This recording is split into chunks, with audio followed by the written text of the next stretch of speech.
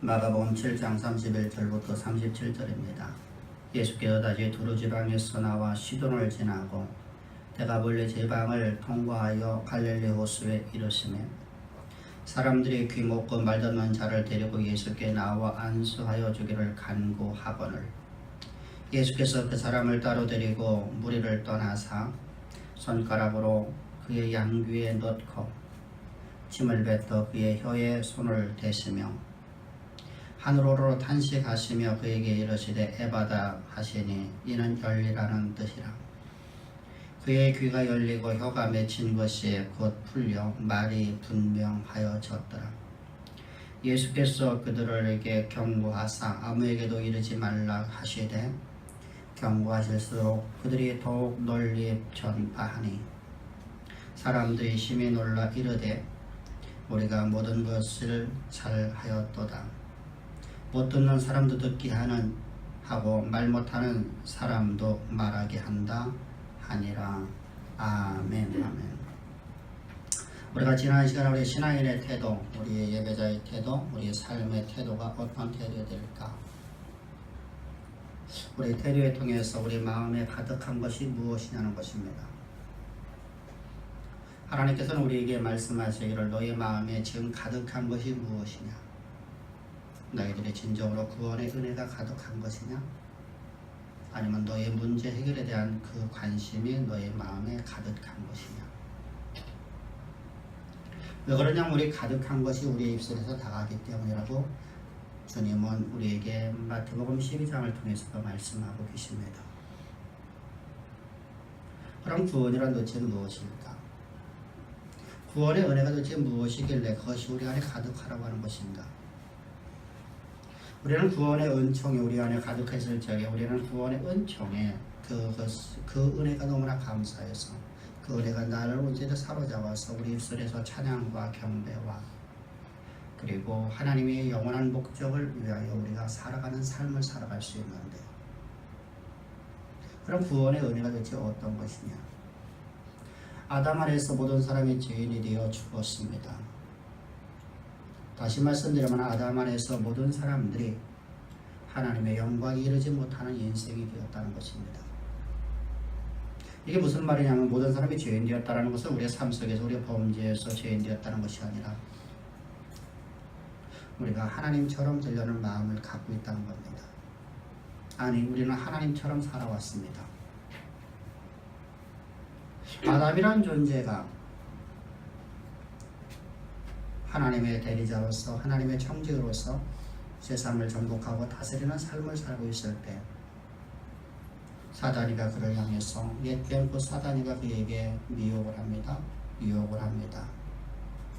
우리가 하나님처럼 되려는 마음이 되고 싶지 않겠니? 너 하나님처럼 되고 싶지 않니? 네가 하나님처럼 되고 싶으면 하나님이 금지한 저 실과를 먹어라. 그러면 네가 하나님처럼 되리라. 그때 그 마음 안에는 하나님처럼 되려는 마음이 생겨났고 그 결과 그는 금지된 과일을 따먹는 결과를 맺어냅니다. 그의 모든 삶의 결정은 그에 있었습니다. 이제까지 그의 모든 삶은 하나님의 말씀에 의해서 이끌리는 삶을 살았고 하나님 말씀이 그의 삶을 지배해서 그의 삶을 이끌어 가셨습니다. 그런데 이제부터는 그는 모든 결정을 자기 스스로다가 합니다. 왜 그러냐면 자기가 하나님 되었기 때문입니다. 그 결과 하나님으로부터 그는 추방을 당합니다. 하나님 나라인 에덴에서 그는 추방을 당해서 세상으로 뿌려지면서 하나님께서 그에게 말씀하십니다. 너는 이제부터 너의 임금은 사단이 되리라. 세상으로 뿌려져서 그곳에 씨앗을 뿌리기 시작합니다.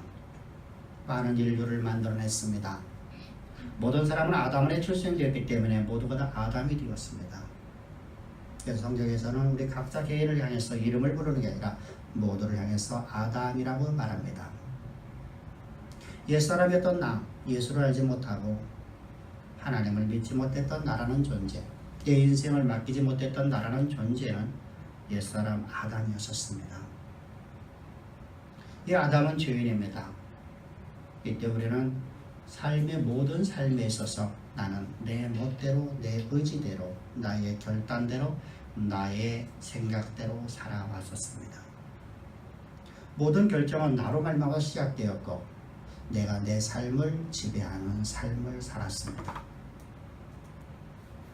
그런 삶은 이제 우상을 숭배할 수밖에 없고 그런 삶은 피조물들을 숭배할 수밖에 없습니다.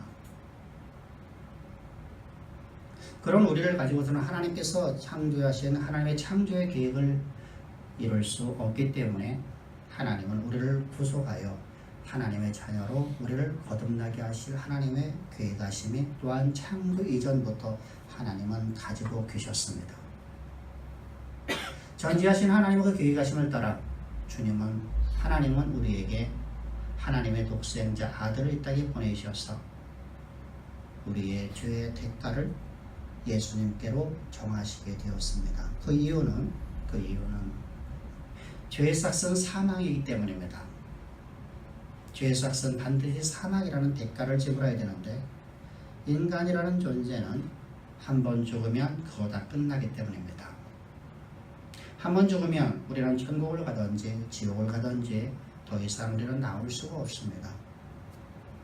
근데 모든 사람이 죄를 범하였으면 하나님 영광에 이르지 못하기 때문에 우리는 모두가 지옥에 들어갈 수밖에 없는 자들입니다.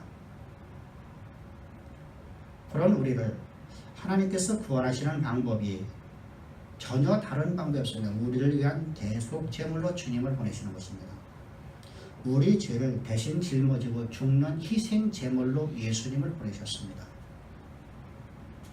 우리가 범죄한 것, 우리가 잘못한 것, 우리가 죄인인 것을 주님은 당신 육체 가운데 정하시기 위해서 이 땅에 죄 있는 육신의 모양을 입고 오셨죠. 그리고 주님께서 십자가에서 못 박혀 죽으실 때 우리 모두가 다 당신의 육체 가운데 다 들어서 주님이 죽으실 때 우리도 그와 함께 죽었습니다. 그리고 주님께서 장사질적에 우리는 완전히 제거되어서 우리는 습울에 들어가고 말았다는 겁니다. 무덤에 갇혔다는 말입니다. 무덤은 여러분 지옥을 상징하는 음부를 상징하는 것입니다. 그것을 우리 갇혔으므로 더 이상 우리는 여러분들 죄의 대가를 다 지불했기 때문에 죄의 대가는 이제 예수님 안에서 우리는 다 지불했기 때문에 죄의 대가가 이제 남아있지 않습니다. 그리고 주님께서 주님이 부활하실 때 우리는 새로운 피조물로 우리를 만드셨습니다. 새로운 피조물 된 우리는 이제 어떤 존재가 되냐면 하나님의 언약의 통로, 하나님 말씀의 지배를 받고 하나님 말씀의 이끌림을 받는 삶을 살아가는 존재로는 거듭났습니다. 곧 하나님의 아들이라는 것이죠. 천지의 대주제이신 하나님과 우리의 관계가 아버지와 아들의 관계가 되었습니다. 만물의 창조자, 그분께 나의 친아버지가 되신 것입니다. 과거에 육신의 아버지로 살았던 나라는 존재는 그 아버지와의 관계가 완전히 끝나버렸고 이제 나라는 존재는 하나님이 나의 아버지, 친아버지가 되었다는 말입니다. 그래서 우리는 하나님을 아버지라 부를 수 있는 존재가 되었습니다. 그리고 하나님 우리를 볼 때마다 하나님의 친자식으로 그리스도 안에서 하나님의 자녀로 우리를 보고 계십니다. 여러분 이 놀라운 사랑, 세상에서 왕후장상의 자녀로 태어나더라도 얼마나 여러분들 우리는 의심됩니까? 나를 뽐냅니까? 그런데 여러분들 우리는 창조주의 하나님의 아들이 되었다는 겁니다. 이보다 더 큰 은혜가 어디 있겠습니까? 영원한 사망 가운데 있던 내가 하나님의 거룩한 백성이요 하나님의 아들 되었다는 겁니다. 이 놀라운 사랑. 근데 아들만 된 것이 아니라 이제 하나님께서 영원한 목적인 창조의 그 목적인 땅을 정복하고 다스리는 삶을 살아갈 수 있는 하나님의 모든 권세와 능력을 가진 존재로 우리는 거듭났다는 말입니다. 그래서 우리는 이제부터 이 땅에서 살아가면서 하나님의 영광을 드러내는 삶, 하나님의 창조의 영원한 목적인 땅을 정복하고 다스리는 삶을 살아갈 수 있는 그런 하나님의 아들이 되었기 때문에 우리 그 은혜가 우리 안에 가득하기 때문에 우리 입술에서는 온전하게 예수 그리스도의 십자가의 진리의 복음만을 증거하는 자가 된다는 것입니다.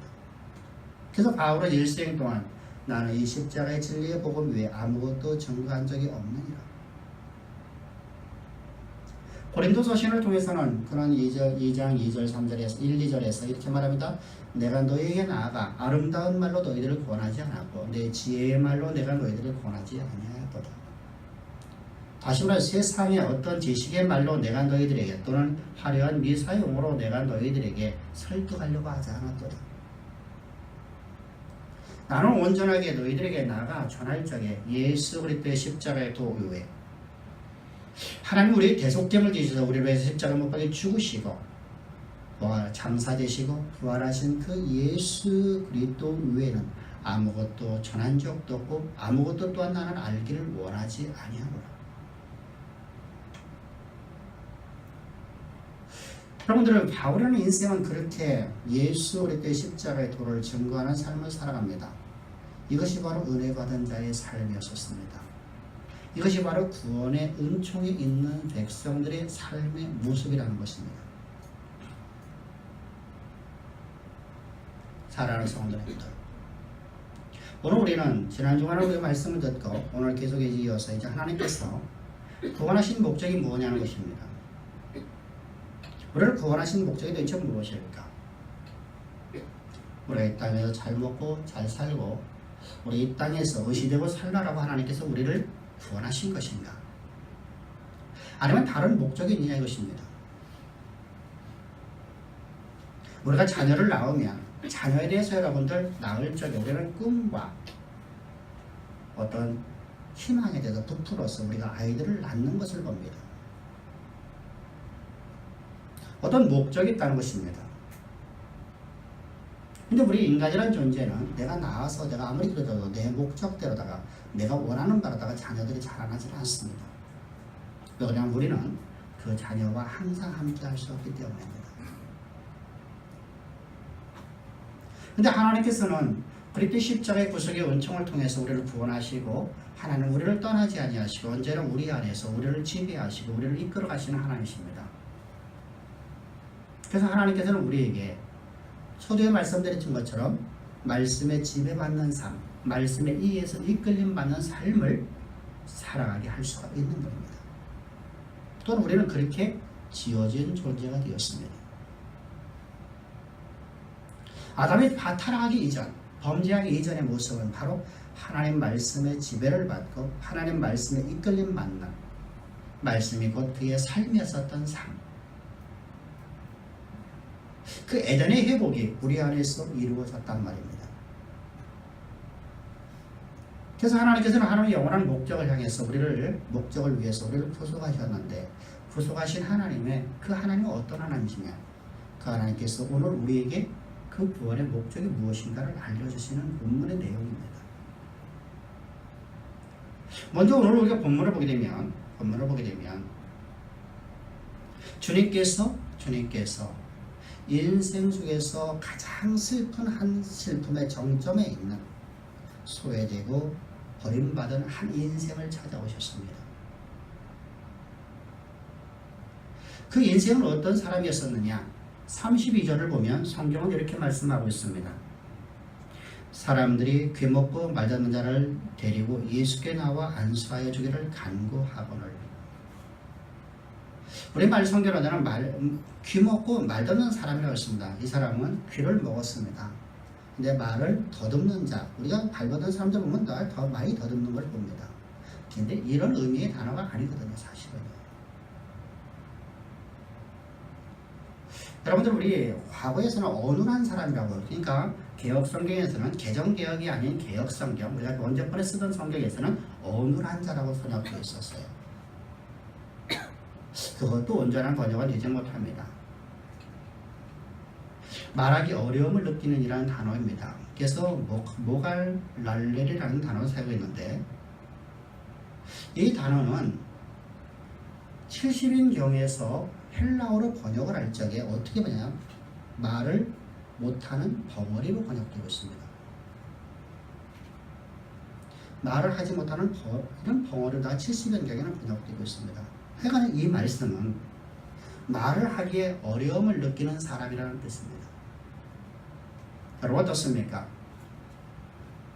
귀만 먹은 것도 인생의 슬픔의 정점에 있는 사람인데 더군다나 말을 못하는 사람이라면 어떻겠습니까?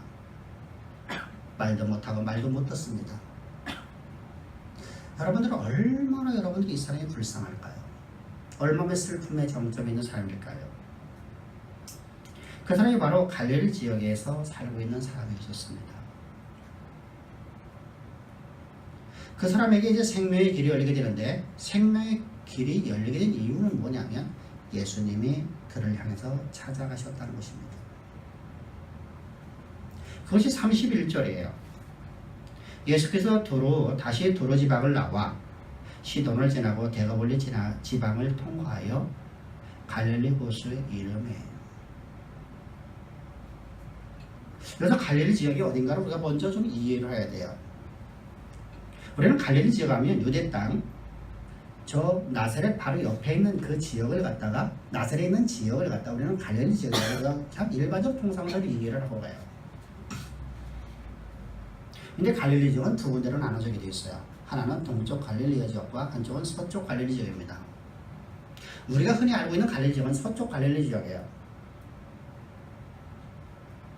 근데 지금 여기서 본문에서 말씀하면은 저 동쪽 갈릴리 지역으로 이곳은 이방인들의 땅이에요. 근데 사실 이곳에서 주님께서 가장 많이 사역을 많이 하셨어요. 근데 모두가 다 갈릴리 지역이라고 표현되기 때문에 우리가 잘 이해를 못해요. 왜 그러냐면 데가볼리라는 곳은 지역의 이름이 아니에요. 동쪽 갈릴리 지역에는 10개 도시를 갖다가 말하지 데가볼리라고 하는 거예요. 데가볼리. 그러니까 데가볼리 지역에 있는 그 지역, 그 도시들이 10개 도시 국가에 있는 그 지역에 그 갈릴리 지역이라는 거예요. 갈릴리 지역. 이방인들이 살고 있는 곳입니다.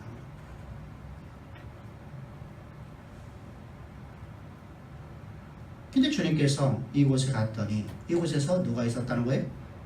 인생의 슬픔의 정점에 있는 소외되고 고통받고 있는 버림받은 한 사람을 만났다는 겁니다. 근데 여기서 여러분들 우리가 생각해볼 게 하나가 있어요. 그것은 바로 여러분들 오늘 우리 모습과 유대인들과 저 이방인들의 저 갈릴리 지방에 있는 사람들의 모습이라는 것입니다. 이 갈릴리에 있는 사람들은 지금 예수님에 대한 소식을 듣고 예수님이 자기 땅에 왔다는 것을 갖다가 소식을 듣고 이방인들이 지금 누구를 데려오냐면 이 귀먹고 말을 할 수 없는 사람을 데려왔다는 거예요. 사실은 누가 데려와야 됩니까? 여러분들 우리가 병든 자가 있으면 의원에게 누구 데려갑니까? 가족들이 데려가는 게 아니에요. 근데 지금 가족들로부터 버림받은 사람이라는 것입니다. 가장 슬픈 사람이죠. 그런데 이방인들은 그 버림받은 사람을 그 동네 사람들이 거두고 있다는 얘기예요. 여러분 놀랍지 않아요? 오늘 우리 주변을 바라보자고요. 세상에서 소외되고 슬픔의 정점에 있는 사람들을 누가 돌보냐면 우리 기독교인들이 돌보는 게 아니에요. 세상 사람들이 돌보고 있어요. 근데 주님이 뭐라고 말씀하시죠? 뭐라고 이렇게 말씀하시냐고요? 너희는 소외되고 병들고 슬픔의 정점인 사람들과 친구가 되라고 말씀하시죠. 그들을 돌보라는 것입니다. 그들을 돌본다는 건 돈을 준다는 게 아니에요. 그들로 생명의 자리를 이끌어가는 자가 되라는 거예요. 성경을 한번 들으면 너희들은 그들에게 돈을 주라고 말씀할 수가 없어요.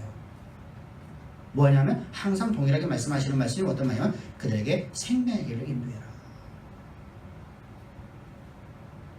그래서 그들을 만나셔서 주님께서 하나님의 말씀을 전해주죠. 하나님의 말씀이 저들에게 들어가자 저들은 하나님 앞에 나오고 저들의 문제의 삶의 문제가 해결되는 모습을 바라보게 됩니다. 그런데 유대인들은 어땠어요?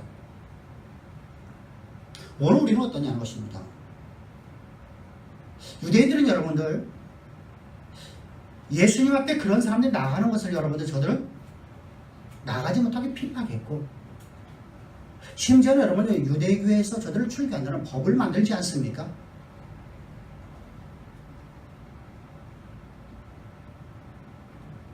여러분 놀랍지 않아요? 하나님의 거룩한 백성이라고 말하는 선민 사상에 있는 이 유대 바리새인들과 서기관들은, 제사장들은 예수님 앞에 나가는 저 어렵고 고통스러운 저 소외된 사람들이 예수님 앞에 나가는 것을 저들을 못 나가게 만들기 위해서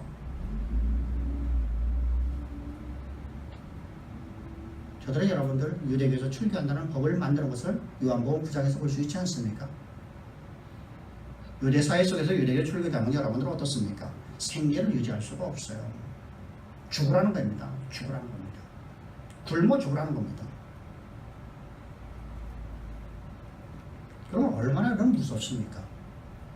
오늘 우리 모습이 그렇지 않냐고요. 그런 사람들을 향해서 우리는 뭐라고 말합니까? 극단적으로 나가고 있지 않습니까? 저 사람 얼마나 많은 죄를 졌기 때문에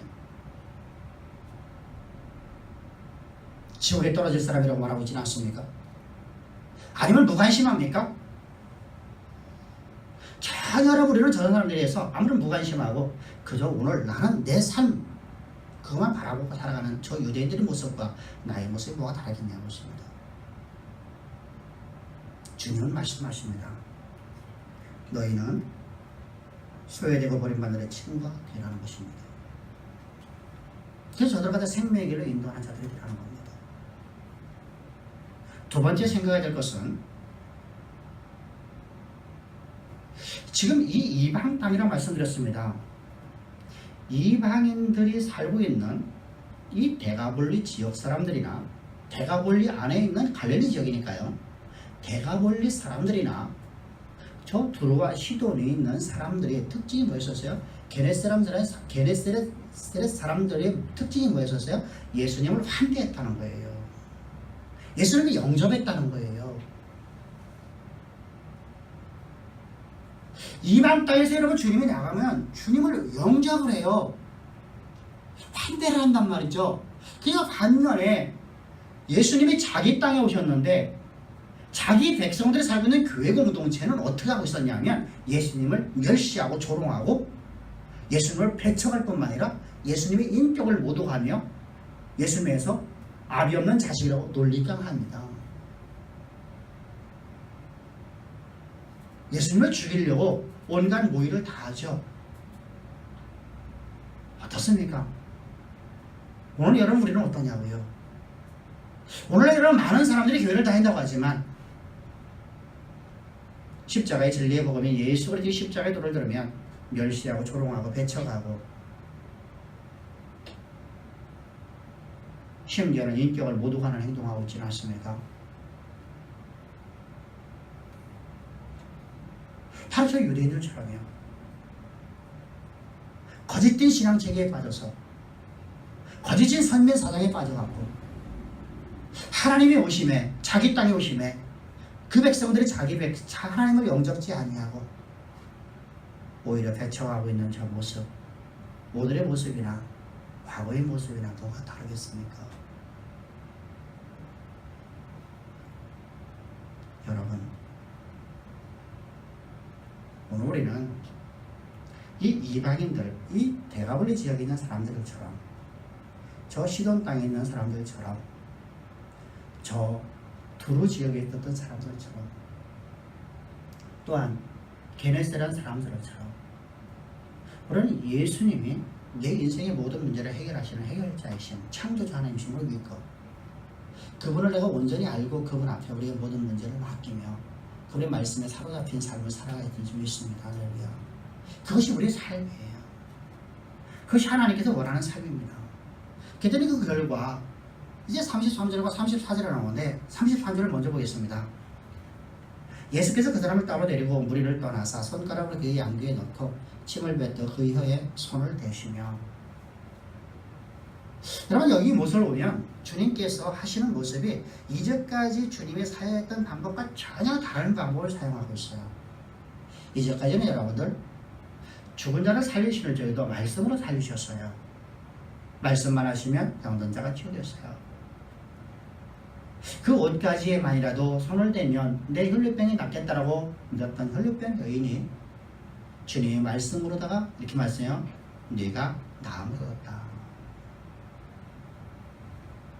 야이로의 당장의 딸도 죽었는데 주님께서 죽은 게 아니라 잠을 잔다.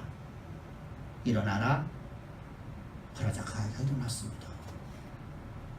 어떤 물리적인 방법을 한 번도 사용하지 아니하시고 이제까지 말씀만 사용해 오셨어요. 근데 오늘 본문을 보게 되면 주님께서 그의 몸에 손을 대셔요. 손을 대시는 게 어떻게 되시냐면은 우리가 보면 도저히 이해할 수 없는 모습이죠. 귀에다가 손을 갖다가 대시고 침을 뱉으시고 그 혀에다가 혀를 손으로 만지셔요. 다시 말하면 환처에다가 손을 얹어서 안수하고 있다는 사실입니다. 환처에다가 손을 대시는데 그랬더니 그 사람이 귀가 열려지고 그 사람의 혀가 풀어지는 모습을 이제 보게 되는데, 여러분 이 말씀은 무슨 말이냐면 오늘 우리의 신앙생활 속에서요, 우리는 우리가 경험한 것만과 고집하며 살아가는 사람들이 많아요. 하나님의 일하심의 방법을 다양하신데 우리는 내가 경험한 것만을 의지하고 내가 경험한 것만 해달라고 그래요. 특별히 여러분 우리나라에 여러분 그게 아주 강하죠. 그래서 과거에는 여러분들 어떻게 하죠? 모든 사람들이 산으로 들어가고 성령 받으라. 모든 사람들 다 기도원 들고 들어갔어요. 내가 그렇게 말했다는 거예요. 산길 성령 받으려면 어떻게 했냐? 산에 올라가고 소나무 뿌려야 된다. 뽑아야 된다. 그래서 사람들 갔다가 소나무 꼬리 뽑으려고 산에 올라가고 산상기도 저 삼각산에 끌고 올라가죠. 여러분들 그곳에 가고 어떻게 했느냐? 오히려 다른 영에 사로잡혀갖고 잘못되는 사람들이 얼마나 많습니까? 여러분 예수님은 여러분 인격적인 하나님이셔요. 인격적이라는 것은 무슨 말이냐면요, 우리는 인격적이라니까 참 우리 인격과 하나님의 인격을 갖다가 서로 존중해주는 그런 사이라 그런 말이 아니에요. 인격적이라는 말은 그런 말이 아니에요. 말씀으로 찾아오셨다는 거예요. 말씀으로. 어떤 물리적인 방법으로 찾아온 게 아니라 말씀으로 찾아오셔요. 그래서 말씀이 우리 안에 먼저 찾아오시는 거예요. 아브라함을 택하신 지 어떻게 택하였습니까? 아브라함이 하나님을 믿을 만한 어떤 것이 있어서 아브라함을 믿은 것이 아니라, 원래부터 하나님 믿은 게 아니라 그는 우상장사하던 사람이었었는데, 우상 노름하는 사람이었었는데 그런 사람에게 하나님이 찾아가셨어요. 그리고 말씀을 주셔요. 이것이 바로 인격적인 하나님이라는 거예요. 근데 오늘 본문에서는 인격적인 하나님께서 안수하고 있다는 사실이요. 그리고 말씀을 나중에 하셔요. 주님이 찾아오셨어요. 찾아오신 앞에 주님을 환대해서 무릎을 꿇고 주님 앞에 엎드린 이 슬픔의 정점에 있는 소외되고 버림받은 이 사람을 향해서 주님께서는 말씀으로다가 열려라 하면 되는데, 뚫려라 하면 되는데 주님께서 그렇게 하지 아니하시고 그의 몸에다가 병든 부분에다가 손을 대시고 주께서 말씀하십니다. 그 이후에 말씀하셔요. 오늘 여러분들 우리는 하나님의 말씀이 인격적으로 우리 찾아오셨는데, 또한 우리는 하나님께서 우리에게 다른 방법을 통해서 일하실 때도, 다시 말씀드리면 이 상황은 어떤 상황이냐면 당시 시대 속에서의 치유의 방법이었어요. 우리는 침을 뱉으면 아주 더럽게 여기죠. 근데 고대에서는 침을 약으로 썼었어요. 약으로 썼었어요.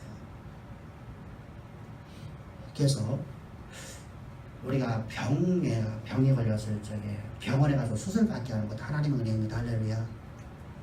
미리 발견하게 하고 위급 상황을 벗어나게 해주면 얼마나 감사합니까?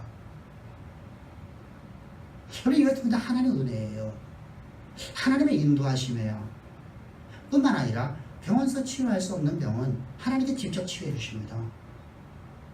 병원 사람은 도저히 할 수 없다는 것은 하나님이 치유하신다는 사실이죠. 우리는 항상 하나님의 일하시며 다양한 방법을 여러분들 인정하고 알고서 우리가 다양한 방법으로 일하시는 하나님 앞에 우리가 엎드려야 돼요. 그러니까 여러분들 과거에 이단 사설들이 여러분들 한국 교회를 다 뒤집었을 적에 어떻게 했죠? 암 걸리면 병원 가지 말고 교회에다가 암을 치유할 병원비, 당신의 암 치료하는데 보통 3천, 4천 들어갔어요. 3천, 4천만 원을 갖다 교회에다 헌금하면 당신 치유받는다. 다 죽었죠. 이렇게 여러분들 잘못된 것을 우리가 가르쳐줬어요. 왜 그렇죠? 하나님이 일하시면 다양한 방법을 알지 못해서 그래요. 우리 언제나 분별력 있게 삽시다. 할렐루야. 그리고 주님께서 말씀하셔요. 이제 에바다야. 에바다. 그 말씀이 이제 34절인데 보십시다. 하늘으로 탄식하시며 그에게 이르시되 에바다 하시니 이는 열리라는 뜻이다. 그래서 탄식하다는 것은 불쌍하다는 거예요. 하나님께서 창조한 창조된 이 피조물이 소외되고 버림받고 고통당하며 슬픔의 정점에 있는 그 인생을 바라보시고 하나님께 탄식하셨다는 거예요. 불쌍하셨다는 거예요. 여러분 이 말씀들을 저희 여러분 감동이 되지 않습니까? 다시 말씀드리겠습니다. 하나님께서 피조된 하나님께서 창조하신 피조물인 세상에 살고 있는 슬픔의 정점에 있는 한 인간을 바라보고 주님께서는 불쌍하겠다는 거예요. 불쌍히. 하물며 예수 그리스도의 십자가의 구속의 은총을 통해서 다시 말씀드리면 하나님의 오직 하나밖에 없는 하나님의 아들을 세상에 내어주셔서 십자가에서 죽이는 세상으로 마음껏 하도록 하시고 그 은혜를 통해서 구원한 하나님 백성이 고통당하고 있는 모습을 주님은 얼마나 더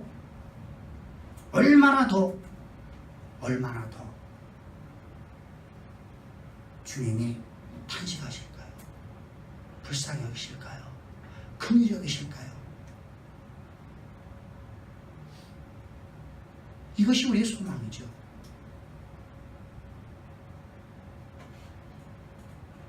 세상 사람도 하나님께서 불쌍히 여기셔요. 세상에서 소외된 사람을 바라보면서 주님은 불쌍히 여긴단 말이죠.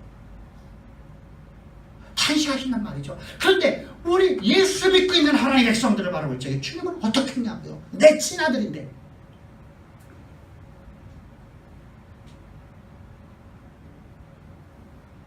근데 문제가 있어요. 왜 우리가 여러분들 그게 안 되냐면 나의 친아버지를 하나님을 믿지는 않기 때문이에요. 나의 친아버지는 나의 육신의 아버지가 친아집을 보고 있어요. 나의 친아버지였던 나는 죽었어요. 예수 안에 난 죽었어요. 그러면 나의 친아버지는 나를 다시 거듭나게 다시 출생시켜 주신 하나님이 나의 친아버지십니다. 할렐루야. 여러분 친정아버지가 여러분들의 친아버지가 아니에요. 거기는 여러분들이 이미 나는 죽었어요. 죽었으면 여러분 나의 아버지가 아니죠. 죽었으면 끝났잖아요. 문제는 거기 있어요. 나는 아버지의 아들이라고 부르기는 하지만 하나님을 나의 아버지라고 그랬지만 나는 하나님을 공개하지 않아요.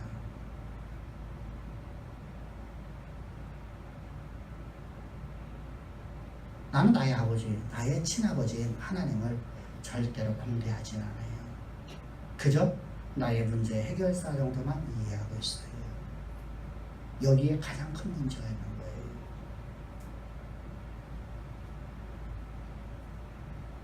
그래서 말라기를 통해서 말씀하시는 거예요. 너희는 너희 아버지 앞에 너희들이 그래 저런 물건 갖다 적어라. 너희 하나님께서 너희 육신의 아버지라는 존재들도 너희를 거부할 것이다. 하물며 너희 아버지는 어떻겠느냐. 너희 하늘 천국의 아버지는 어떻겠느냐. 너희 친아버지는 어떻겠느냐.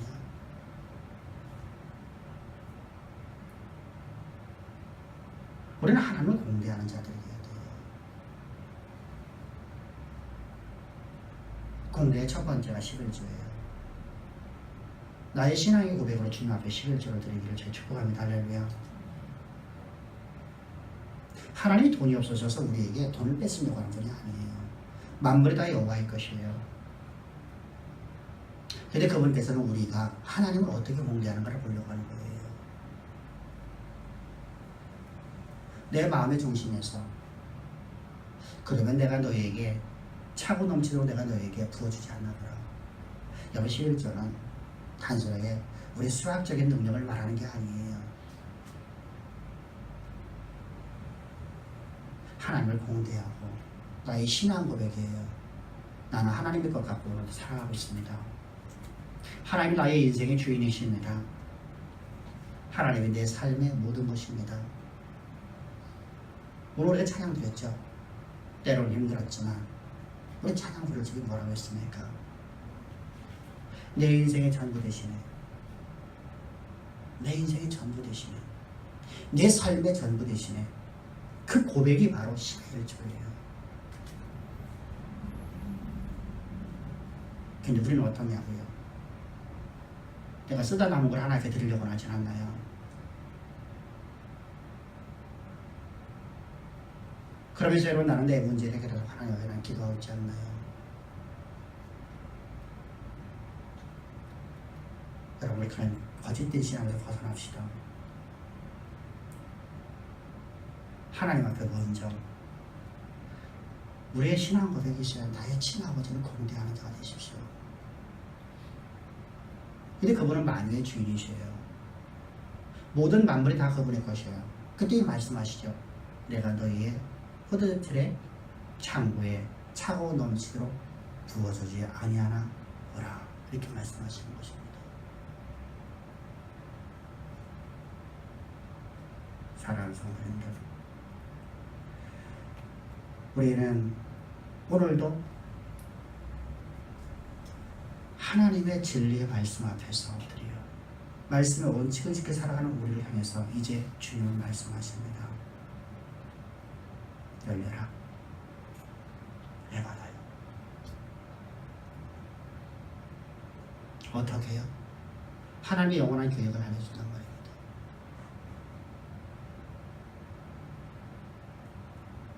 그 사람을 향한 하나님의 계획하심을 알려줍니다.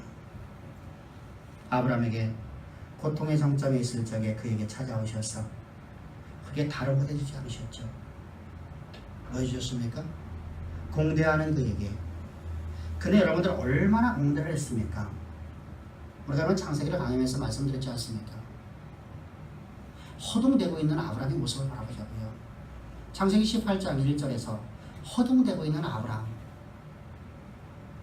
하나님이 그를 찾아오셨을 적에 그를 대접하기 위해서 그 시간이 언제 했다고요? 정오예요, 정오. 이스라엘 땅에서는 어떤 땅이에요? 어떤 시간이 됐었어요? 이스라엘 땅에서는 여러분들 그 시간이면 낮잠 자는 시간이에요. 아침 새벽에 나가고 일을 하고 정오가 되면 집에 와서 밥 먹고 2시간, 3시간 동안 낮잠을 자고 다시 일터로 나가는 것이 이스라엘의 관습이에요. 왜 그렇죠? 온도가 50도 넘기 때문에요. 이걸 그냥 태양 속에서 일을 할 수 없어요.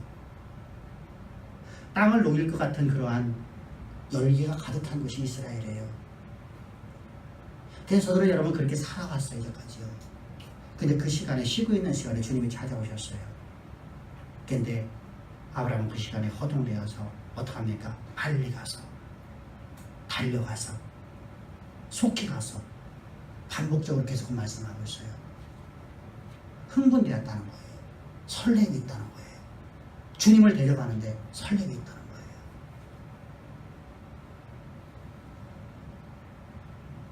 어떻습니까? 오늘 예배 자리에 나오는 여러분들이 그런 설렘이 있었습니까? 오늘 하나님의 말씀을 듣는 여러분들이 그 설렘으로 하나님 앞에 나갔습니까? 아니면 그냥 습관처럼 나갔습니까?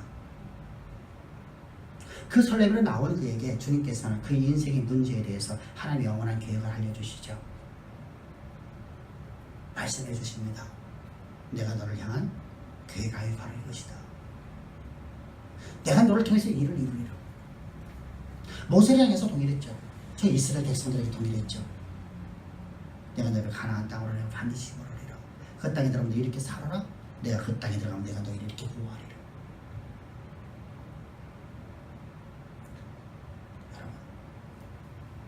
주님은 여러분들을 우리를 언약의 통로 삼으시려고 주님은 십자가에 못 박혀 죽으셨어요.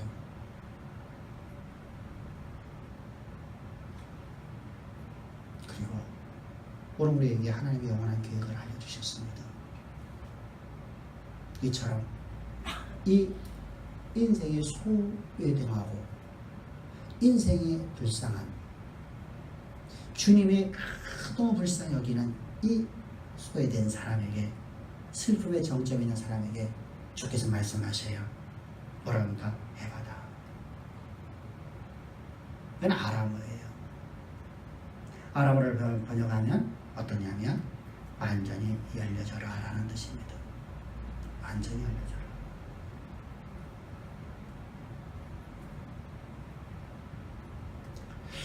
이 말씀은 여러분들 하나님이 열어주셔야 열린다는 뜻입니다.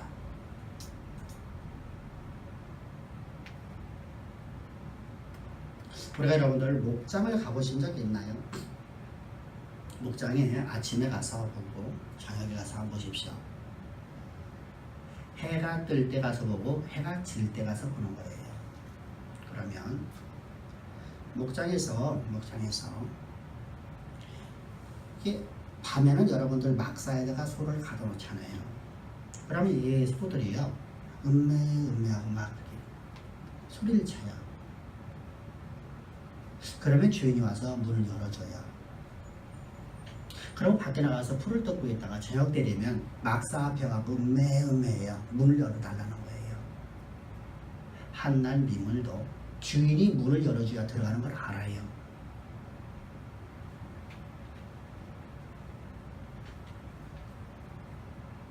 근데 우리는 어떻습니까? 내가 원하는 때 해달라고 했진 않나요? 내가 원하는 시간에만 해달라고 했진 않나요?